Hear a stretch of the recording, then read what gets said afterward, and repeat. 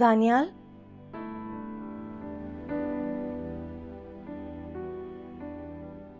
दानियाल उठ जाएं, प्लीज उठ जाएं। मैं आपको दूसरी बार उठाने आई हूं, आप लेट हो रहे हैं। क्या मुसीबत है, क्यों तंग कर रही हो? सोने दो मुझे। दानियाल प्लीज उठ जाएं, लेट हो रहे हैं आप। 8 बज गए हैं।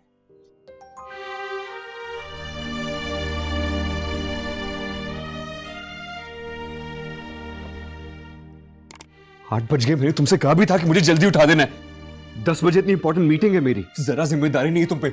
छोटा सा काम नहीं होता है तुमसे? वो मैं पहले भी आपको उठाने आई थी, आप उठे नहीं थे। उठा नहीं मैं, और तुम वापस चली गई। हिला के उठा देती मुझे। एक बार पहले भी आपको हिला के उठाया था तो आप नाराज हो गए थे। हाँ सही है, बस एक ही बात को पकड़ के बैठ जाओ तुम। उस दिन मेरी इंपॉर्टेंट मीटिंग नहीं थी। पता नहीं कब अकल आएगी तुम्हें कि कौन सा काम किस तरह करना है। जाहिलों की तरह बहस करना शुरू हो जाती हो।